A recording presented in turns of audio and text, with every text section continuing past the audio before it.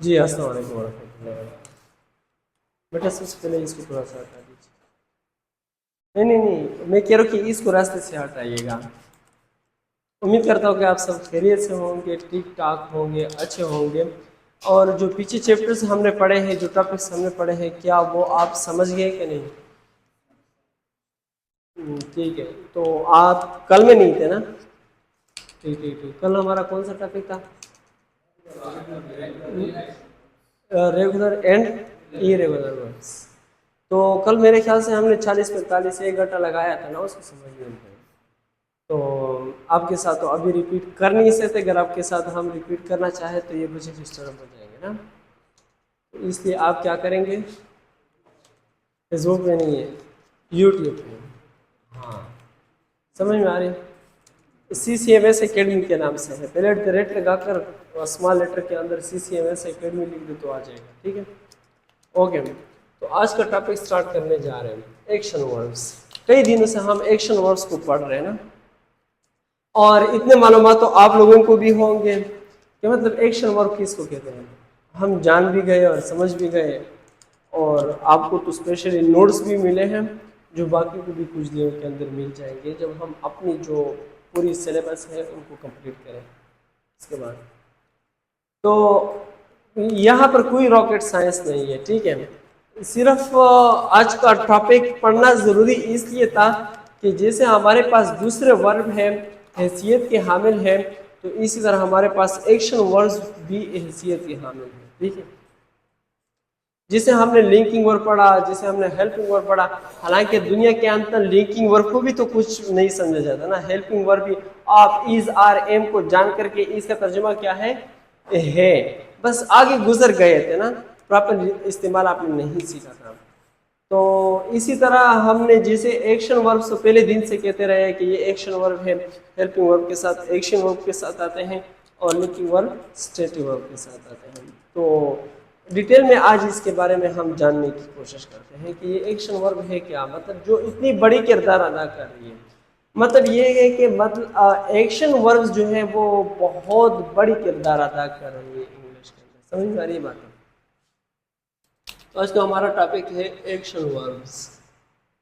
Verbs तो सारे के सारे हैं जो अभी तक हम पढ़ते आ रहे हैं या पढ़ेंगे, ठीक है। तो यहाँ पर ये वर्ड जो है ये चेंज होता रहता है ना, कई बार चेंज हुआ है। कभी मॉडल वर्ब के नाम से आया है, तो कभी हेल्पिंग वर्ब के नाम से, कभी लिंकिंग वर्ब के नाम से। तो आज किस नाम से आया है? एक्शन वर्ब से। तो कहते हैं कि एन एक्शन वर्ब एक्सप्रेसेस, एक एक्शन वर्ब जो है वो जाहिर करता है। एक एक्शन वर्ब जो है वो जाहिर करता है किस चीज को? फिजिकल और मेंटल एक्शन को। किसको? फिजिकल और मेंटल एक्शन को। समझ में आ रही है? तो हमारे पास ये है फिजिकल एक्शन वर्ब्स। आइए देखते हैं। कहते कि physical action verbs that can be observe physically, वो एक्शन वर्ब्स के जिसको फिजिकली ऑब्जर्व किया जा सकता है। समझ में आ रही है? कोई आपको मार रहा है तो इसी अमल को आप देख सकते हैं कि नहीं देख सकते हैं? आप देख रहे होते हो कि नहीं देख रहे होते हो? कोई आपको क्या कर रहे हैं, धक्का दे रहा है, तो उसी धक्का देने वाली अमल को आप देख रहे होते हो कि नहीं देख रहे होते?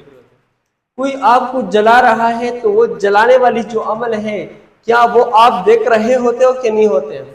और जब आप किसी से पानी मंगवाते हैं, वो जो पानी ला रहा होता है, वो पानी लाने वाली जो अमल है, आप उसको देख रहे होते हो कि नहीं होते हैं?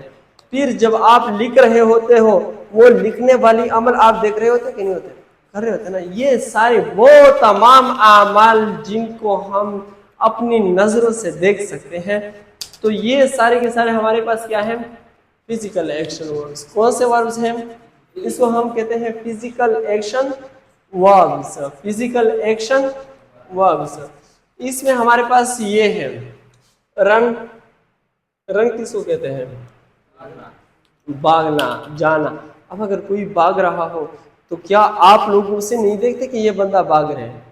देखते हो ना कि ये बंदा भाग रहे हैं। और कभी कभी तो डर भी जाते हो कि यार पता नहीं ये बंदा क्यों भाग रहे है ना। और आप एक दूसरे के साथ मतलब कोई बड़ा इज्जतदार बंदा ना, अभी अगर आप भागना शुरू करें ना तो लोग कहेंगे कि ओ भाई क्या हुआ, ये क्यों भाग रहे हैं, ये मेरी वॉच दे दे।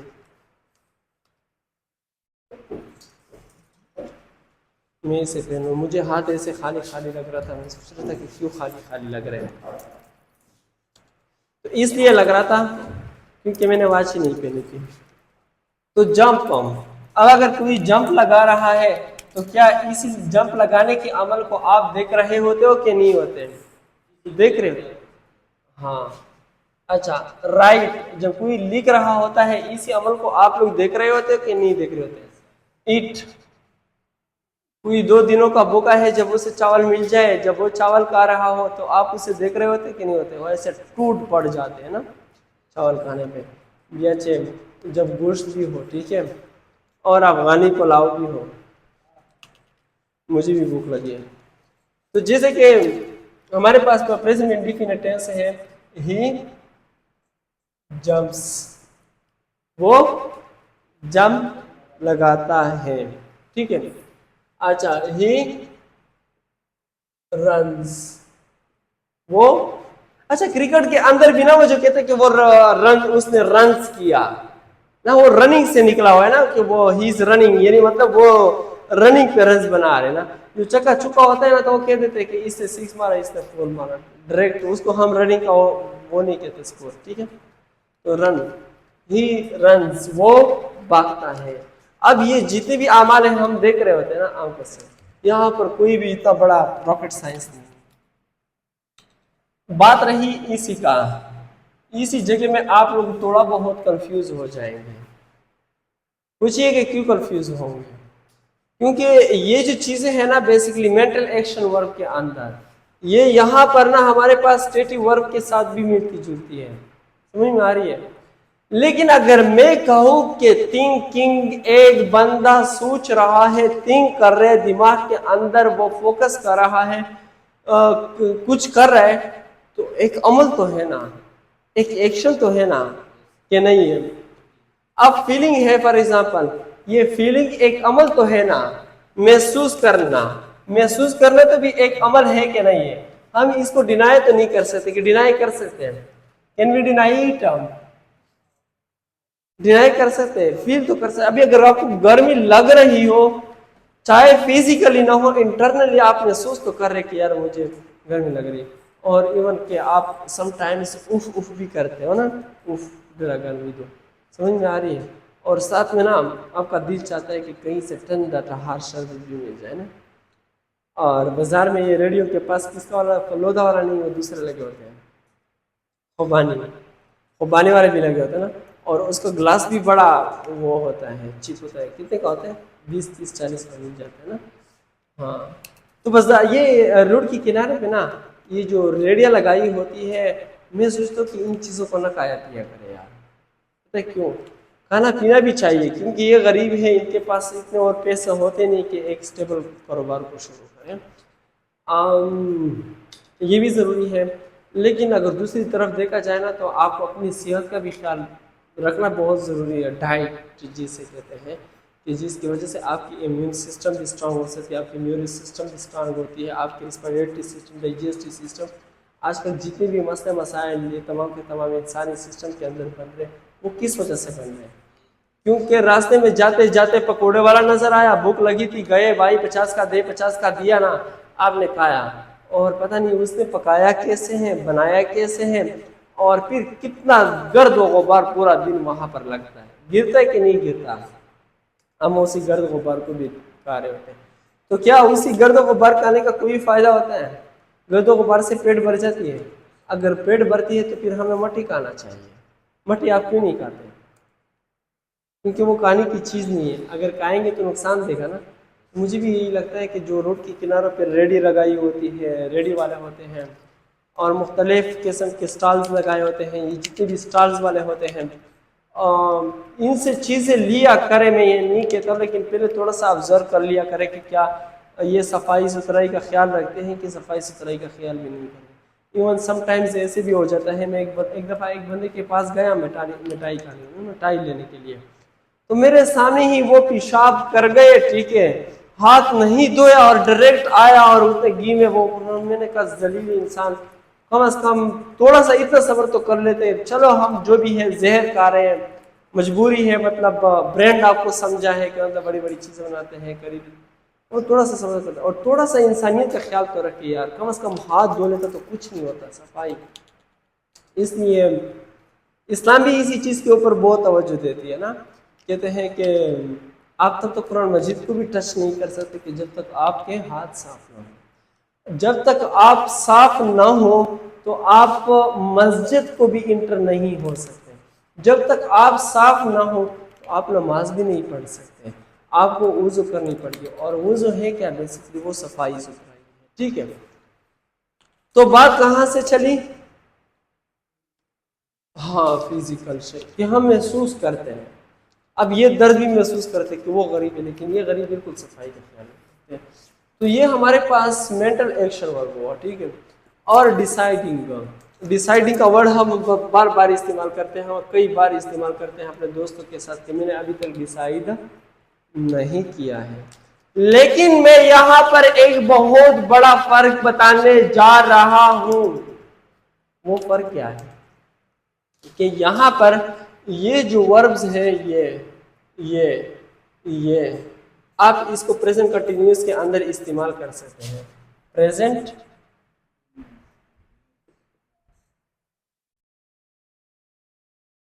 कंटिन्यूअस के अंदर इसको इस्तेमाल कर सकते हैं, जैसे कि आई एम,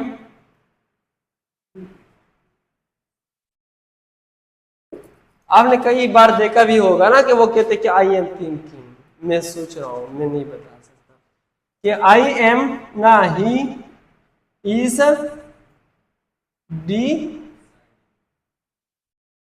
डिसाइडिंग, अभी तक वो डिसाइड नहीं कर चुका, होता है ना, समझ में आ रही है मेरी बात, तो आप इसे इस्तेमाल कर सकते हैं। यहाँ तक मेरे ख्याल से बात समझ में आ गई है आप लोगों को, कि ये एक्सप्रेस करते हैं दैट अकर्स इंटरनली, कि ये आपके अंदर जो इंसानी जिस्म है इसके अंदर हैपन होता है, जो हमें नजर नहीं आता। समझ में आ रही है मेरी बात? आज मेरी मोशन तो थोड़ी स्लो नहीं हो चुकी, और भी बहुत ज्यादा स्लो तो नहीं बोल रहा हूँ ना, ऐसे तो नहीं लग रहा है कि जैसे आप लोगों को नींद आ रही है? हाँ, नींद आ रही है, मतलब आप ये चाहते कि मैं वो पहले जैसे ना जज्बे वाला करूं यार, वो बहुत सारे लोगों को पसंद है, वो कहते हैं कि बहुत तेज बोलते हो, जोर बोलते हो, बहुत तेज, ठीक है। तो चलते हैं आगे, कहते हैं डिस्क्राइब अ स्टेट कंडीशन। अच्छा, स्टेट वर्ब किसको कहते हैं? स्टेटिव वर्ब, स्टेटिव वर्ब्स कई बार हम पढ़ चुके हैं, तो शॉर्ट में ये बात याद रख लीजिए, डिस्क्राइब अ स्टेट, ये एक स्टेट को डिस्क्राइब कर रहे होते हैं। स्टेट को डिस्क्राइब करने का मतलब क्या है? स्टेट को डिस्क्राइब करने का मतलब ये है कि तुम कौन से हालत में हो, तुम ठीक हो, अस्पताल में बेड पर पड़े हो, लोग पूछते हो कि अब तबीयत कैसी है, समझ में आ रही है, सही हो खराब हो, यानी मतलब आप अच्छे हो कि बुरे हो, आप ठीक हो रहे हो कि नहीं हो रहे हो। और फिर कंडीशन पूछते हैं, मतलब मुख्तलिफ किस्म की कंडीशंस पूछे जाते हैं। और स्टेट और कंडीशन, यहाँ पर और का वर्ड लगाया हुआ है, स्टेट और कंडीशन का एक ही तर्जुमा है। क्या हालत है, क्या सूरत हाल है, ठीक हो, परेशान हो, तकलीफ में हो, खुश हो, मुसीबत में हो, दर्द महसूस हो रहे, दर्द नहीं हो रहे, गर्मी महसूस हो रही है, नहीं हो रही है, बहुत ठंड है, क्या मसला है, ये सारे के सारे स्टेट और कंडीशन में आ जाते हैं। कहते हैं कि देन एक्शन, कहते हैं कि इसी वर्ब के अंदर जो कुछ भी आता है वो क्या होगा? स्टेटिव वर्ब होगा। क्या होगा? स्टेटिव वर्ब होगा। और ये जो स्टेटिव वर्ब होगा इसमें और एक्शन वर्ब में फर्क होगा, ठीक है, समझ में आ रही है? देन एक्शन, कहते हैं कि डिस्क्राइब अ स्टेट और कंडीशन देन एक्शन, कहते हैं कि ये स्टेट और कंडीशन को डिस्क्राइब करता है एक्शन से ज्यादा, एक्शन से ज्यादा। फॉर एग्जाम्पल, एक बंदा है, वो मतलब उससे लगी तो वो सिर्फ कुचल रहा है, कूद रहा है, और मतलब समझ में तो नहीं आ रहा है कि वो क्यों कूद कुचल रहा है, ठीक है, मतलब उससे हुआ क्या, खुद को जरूरत है कि क्या? हाँ, उजल कुदल कर रहे हैं, ठीक है। तो अब जब हमने उसके साथ स्टेटिव वर्ब लगाया तो उसने हमें बताया कि इस बंदे को क्या हुआ है, इसको दर्द हो रहे, इसको मुसीबत हो रही है, ये मुसीबत में प्रश्न में। हाँ, कहते हैं कि stative verb not use in present continuous, ये चीज है। स्टेटिव वर्ब प्रेजेंट कंटिन्यूअस के अंदर आम तौर पर इस्तेमाल नहीं करना है, ये अपने दिमाग के अंदर डालना है। भाई साहब, कल शायद हो सकता है कि आप किसी कॉम्पिटिटिव एग्जाम में बैठे होंगे और वहां पर आप स्टेटिव वर्ब्स को सेडिंग, फीलिंग, लविंग वगैरह वगैरह ये करने दिख रहे होंगे, ठीक है। तो याद रखना, क्या याद रखना है इस चीज को, इसी बात को अपने दिमाग के अंदर डालना है कि आप इसी को प्रेजेंट कंटिन्यूअस टेंस के अंदर इस्तेमाल नहीं कर सकते हो। क्या नहीं कर सकते हो? प्रेजेंट कंटिन्यूअस टेंस के अंदर, ठीक है। तो हमारे पास स्टेटिव वर्ब की बहुत सारी कैटेगरी में से यहाँ पर पहली कैटेगरी है। पहली कैटेगरी को हम क्या कहते हैं? Verbs of thinking and understanding. Verb of thinking and, आवाज नहीं आ रही है यार, मैं बहुत थक चुका हूं। Verb of thinking and understanding. अब ये है वर्ब ऑफ थिंकिंग, नो, जाना, जानना, क्या? जानना। तो यहां पर हमने जैसे पढ़ा, मुझे जैसे हमने पढ़ा कि इसको हम इस्तेमाल नहीं कर सकते हैं किस चीज के अंदर? Present continuous. इसको हम यूं कहेंगे कि ही नोज, वो जानता है। आई नोज, आई मैं, oh sorry no, I know मैं जानता हूं। शी नोज, वो जानती है। दे नोज के नो,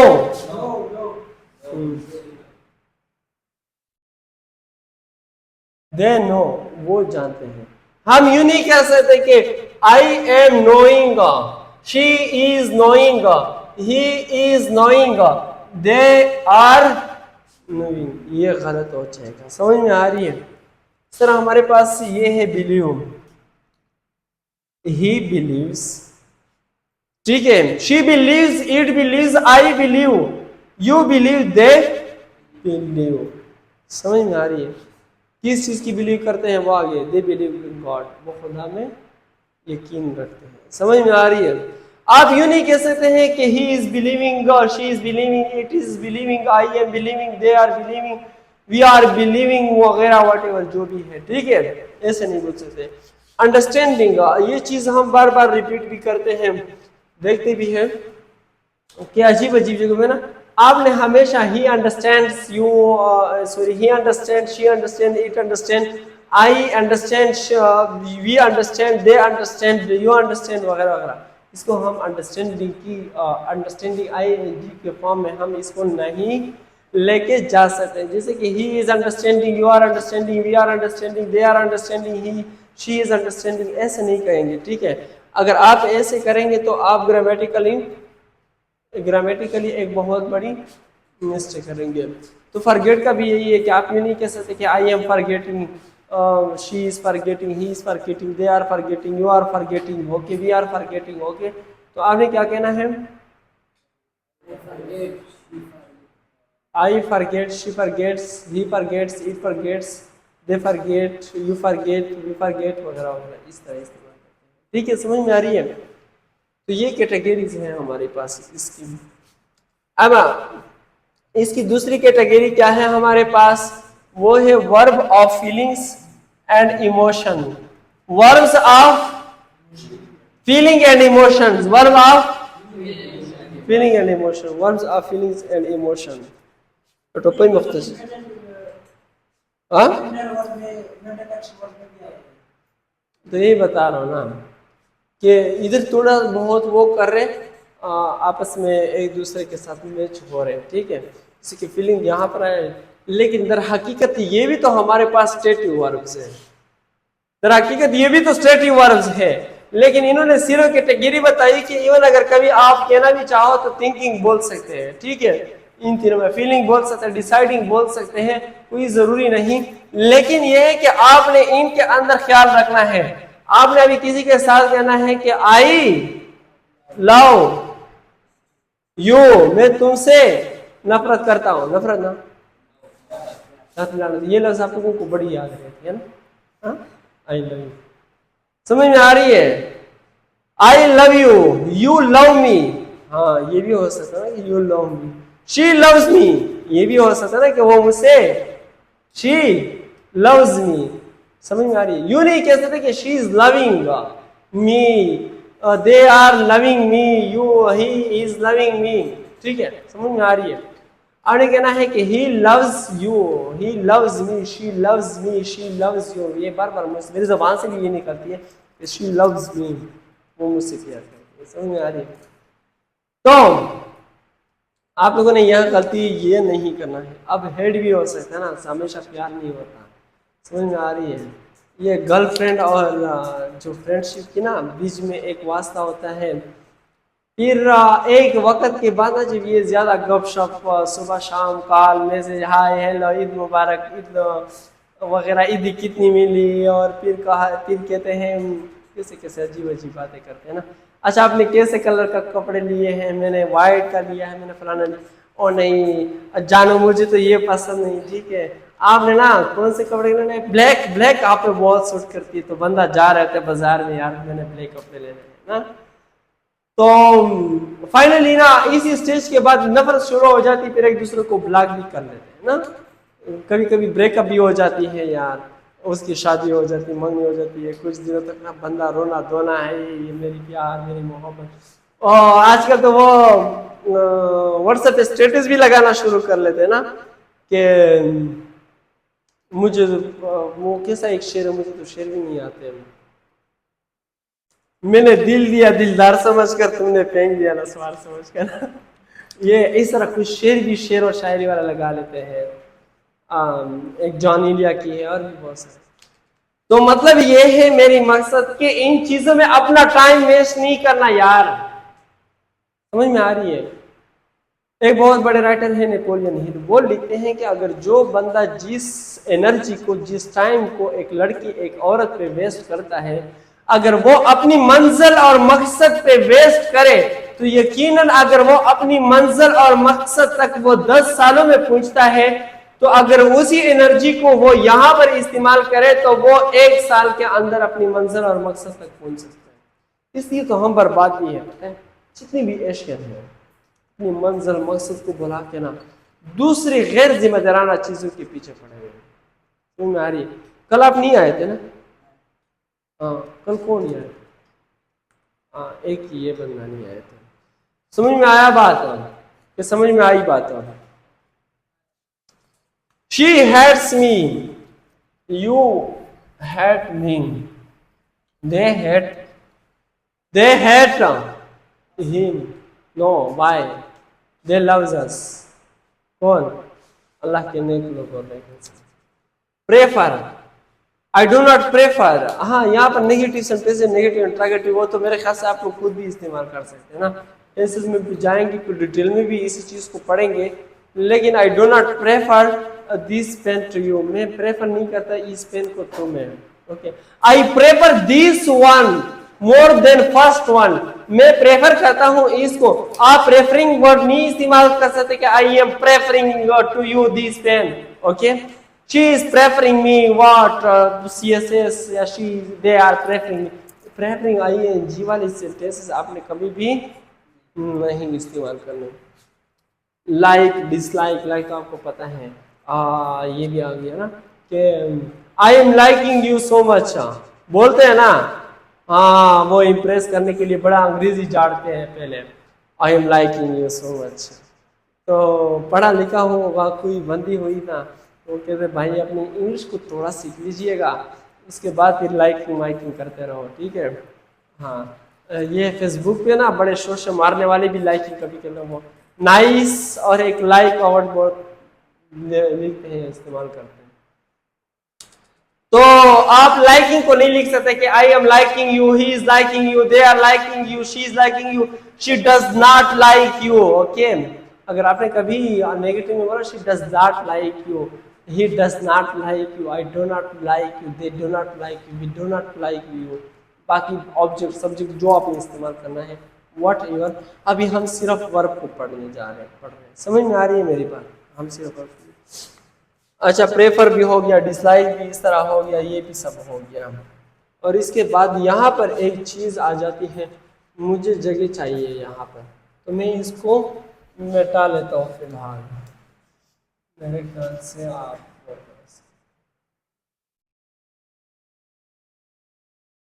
तो हैव हमने पहले दिन जो हेल्पिंग वर्ब पढ़े थे ना, हेल्पिंग वर्ब की कैटेगरीज में कुछ चीज़ें हमने पढ़ी थी, हैव, हैज और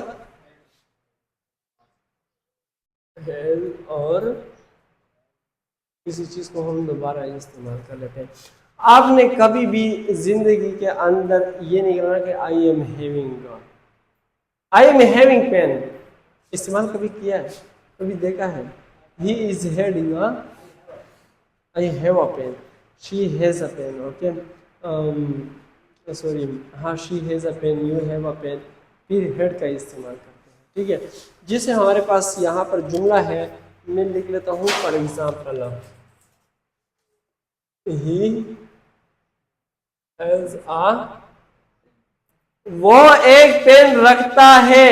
यहाँ पर ये हमारे पास एक स्टेटिव पूरा वर्ब हुआ कि जो क्या जाहिर करता है, पोजीशन को जाहिर करता है। कौन सी कैटेगरी को जाहिर करता है? पोजीशन वाली कैटेगरी को जाहिर करते हैं। अब पोजीशन क्या है? पोजीशन क्या है? मैं पूछता हूं कि ये पेन किसका है जो आपके हाथ में है? हाँ, मेरा है। जब आप हमेशा कभी भी जिंदगी के अंदर ये वर्ड इस्तेमाल करते हैं कि ये मेरा है या उसका है, ये मेरे भाई का है, ये मेरे दोस्त का है, ये मेरे बाप दादा आमी मामा मामू मामी माची वगैरह सबका है, ठीक है ना। जब आप इसको ऐसे बोलते हैं तो ये क्या हुआ? पोजीशन हुआ, मतलब मलकियत जाहिर कर रहे हो। समटाइम्स जब जिंदगी में आप प्लाट लेंगे, बड़ी बड़ी सोसाइटीज में जाएंगे, जैसे बैरिया इंक्ले इस्लामाबाद या दूसरे पार्कवी वगैरह वगैरह वगैरह वगैरह वगैरह, ठीक है, हम सब साथ जाएंगे। तो आप वहां पर जब प्लाट खरीदेंगे और आप उनको कहेंगे कि पोजीशन इसकी मिल सकती कि नहीं मिल सकती, तो वो भी पोजीशन होती है बेसिकली मलकियत का।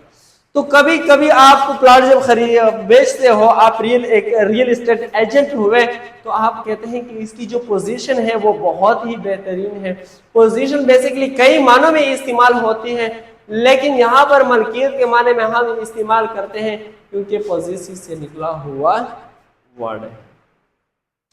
तो इसलिए ये जो हमारे पास हैव, हैज, हैड है, तो ये हमारे पास हेल्पिंग वर्ब भी बन सकते हैं, ये हमारे पास लिंकिंग वर्ब भी बन सकते हैं, और ये हमारे पास सब आई हैव अ पेन। समझ में आ रही है? आई हैव अ पेन, तो वो तो मैं पहले पढ़ा चुका हूँ कि ये टेंसेस और सेंटेंसेस को चेंज करता है, ठीक है। उसके बाद है ऑन, तो ऑन के ऊपर भी यूज है, शी ऑन्स, क्या? ही ऑन्स व्हाट? हो गया।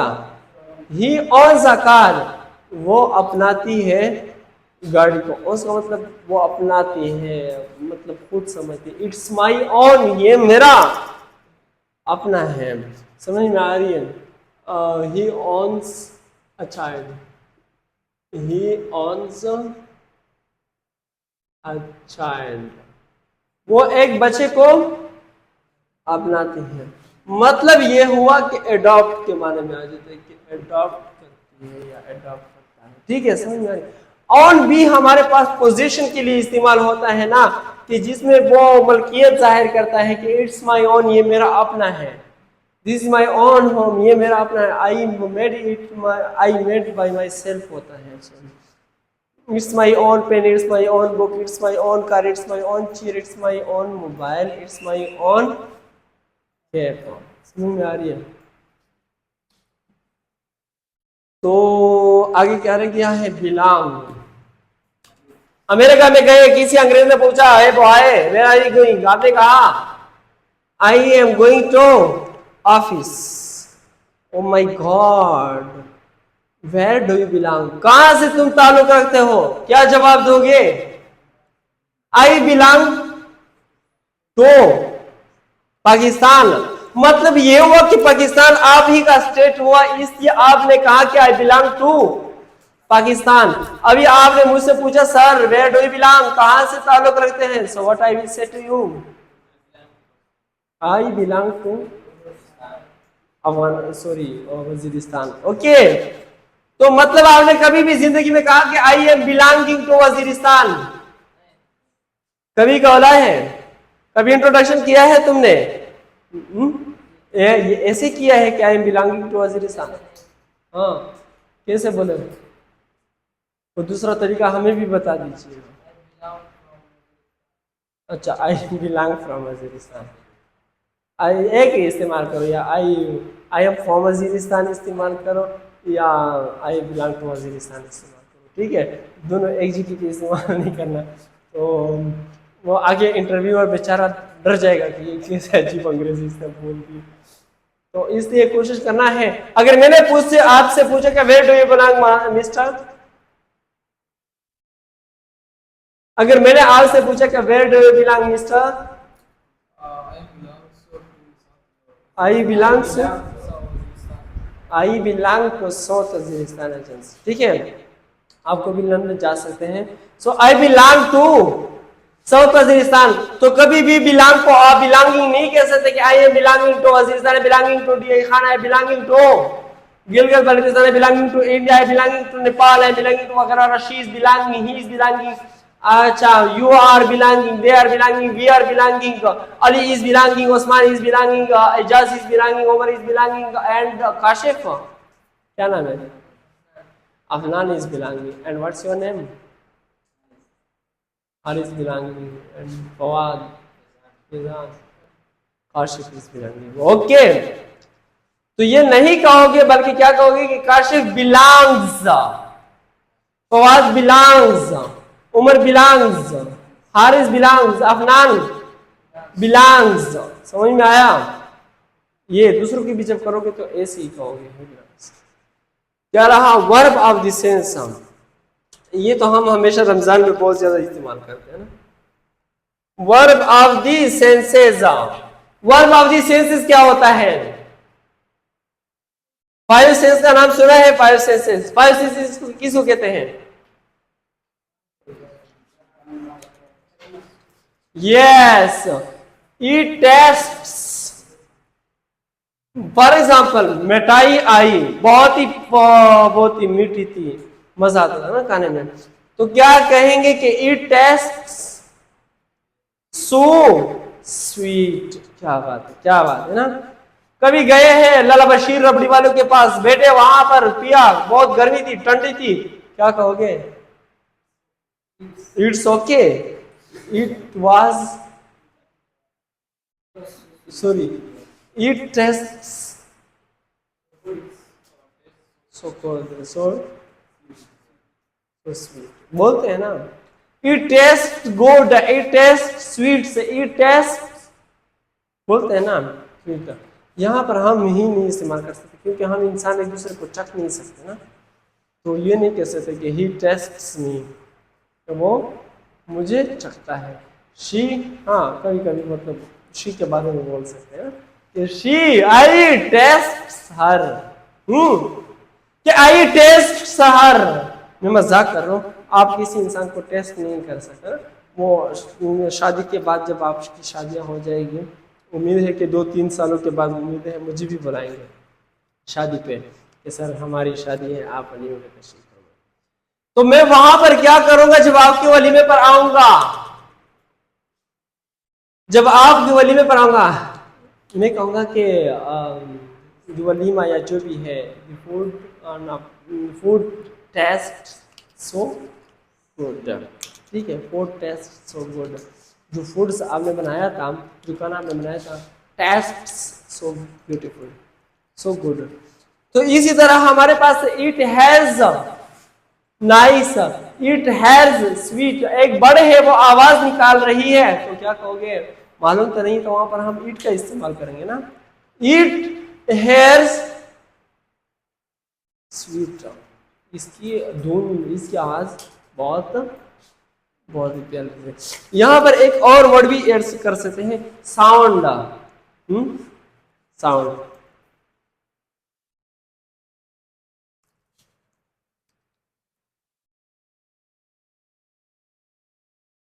Sounds. It sounds so beautiful. It sounds nice. It sounds good. It sounds. हाँ हाँ, it sounds loudly. ठीक है, it sounds loud वगैरह वगैरह जो भी है। अच्छा, हेयर, टेस्ट, स्मेल। अभी कहीं पर गुजर रहे थे ना, फूलों की खुशबू आई तो क्या कहोगे? It smells. अच्छा, कहीं पर गुजर रहे थे, बिरयानी बनाई जा रही थी तो क्या कहोगे? ओए, टेस्ट छोड़ो, आपको सिर्फ अभी वो आई थी। It smells, it smells very tasty. ये इसकी खुशबू क्या है? बहुत टेस्टी है, खाने में मजा आएगा। ठीक है, कम से कम 2 आलू तो होने चाहिए और 1 बूटी। तो डिड यू अंडरस्टैंड बॉयज और नॉट? और इसके बाद हमारे पास है verb of existence and being. Being के हैं और एग्जिस्टेंस के हैं। मतलब जब हम मौजूदगी की बात करते हैं, यू सीम वेरी टायर्ड। तुम मुझे बहुत ही ज्यादा थके हुए लगते हो। बोलते कि नहीं बोलते? You seem very hungry. तुम बहुत ही ज्यादा भूखे लगते हो। भाई, भूख लगी है आपको? जिस चीज बहुत लगी, ठीक है। और उसके बाद appear. You appears like a hero. तुम जाहिर होते हो, तुम लगते हो, तुम खुद की बनावट ऐसे करते हो जैसे हीरो। क्या? अच्छा, अपेयर्स के लिए और कैसे जुमले बनाए? शी अपेयर्स, वो ऐसे अपेयर्स लगती है, लाइक आ काजल, जैसे कि वो एक काजल है। अब काजल कौन सी है? सुरमे की बात नहीं कर रहा हूँ, वो इंडियन की है, दूसरी की बात कर रहा हूँ, ठीक है। हाँ, so she appears very nice. वो बहुत ही प्यारी तरीके से। You appears very bravely. तुम बहुत ही बहादुरी के साथ जाहिर होते हो। You appears what? कुछ ब्यूटीफुल। हाँ, ठीक है। लुक तो हम इस्तेमाल करते हैं ना। She looks gorgeous, she looks brave, she looks beautiful, she looks nice. You are bread.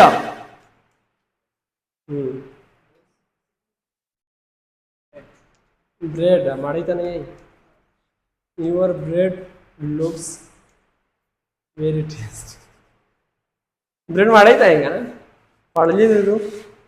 Bread कभी खाई? हाँ,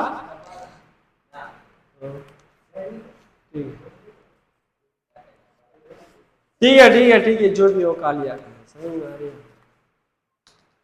तो वो दुल्हन को क्या कहते हैं? एक होता है ब्रेड, एक होता है बियर्ड, BARD बियर्ड ना, और एक होता है ब्रेड, BREAD ब्रेड। हाँ,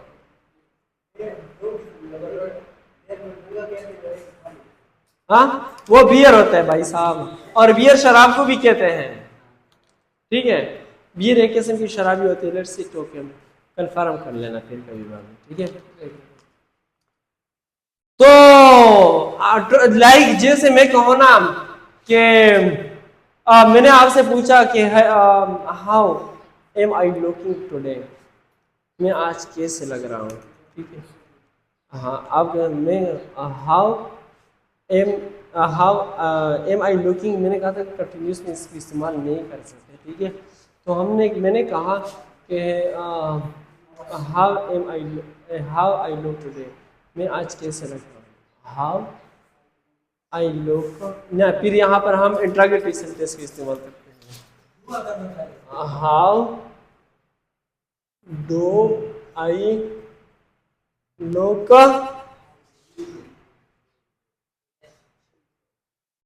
how do I look today, मैं आज कैसे लगता हूँ। आप क्या बोलोगे? यू लुक सर वेरी हाँ स्मार्ट, बहुत ही स्मार्ट हो ना। She looks very smart. Sweet ने कहना, ठीक है, स्वीट कह दिया तो बेड़ा। तो मेरे ख्याल से आज की टॉपिक समझ में आया, आया कि नहीं आया? नहीं आया तो बता दे मुझे। यही है ना स्टेटिव वर्ब, जो आपके सामने है। हर वो चीज जिसको आप सिर्फ फील कर सकते हैं। अब इनमें से जितने भी चीजें हैं, मैंने जितने भी लिखे हैं, नो की कोई एग्जिस्टेंशियल फिजिकल बॉडी है नहीं है। आपने कभी नो को देखा है कि नो भागते हुए आ रहा था? या आपने किसी को देखा कि कोई किसी को जानता हो? ये जो नो है वो आपके दिमाग के अंदर, उसी बंदे की आंखों के अंदर या उसकी कानों के ऊपर या इसके माथे पर लिखा हुआ हो कि यार ये उसको जानता है। ये एक इंटरनल प्रोसेस है कि नहीं? एक इंटरनल प्रोसेस है। बिलीव करना, मुनाफिक किसको कहते हैं? मुनाफिक उसको कहते हैं जो जबान पे कहता हो कि मैं खुदा पे यकीन रखता हूं, लेकिन दर हकीकत वो नहीं रहता हूं। तो बिलीव भी हमारे पास एक इंटरनल प्रोसेस है, जो इंटरनल होती है। हर वो प्रोसेस जो इंटरनल होती है, जो हर वो एक्शन जो आपकी इंटरनल बॉडी के अंदर होती है। पेन है हमारे पास, इट पेन्स सो मच, ये बहुत ज्यादा दर्द मुझे देती है।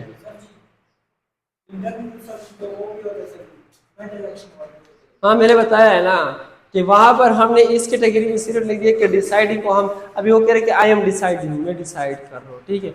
इनको हम सिर्फ प्रेजेंट कंटिन्यूस में ये 2 3 4 लफ्ज लिख सकते हैं।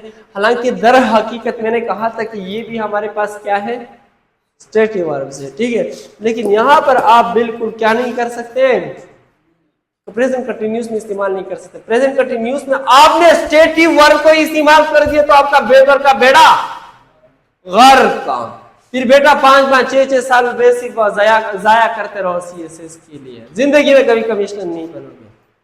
समझ में आया? हाँ हाँ ठीक है, तो फिर नेक्स्ट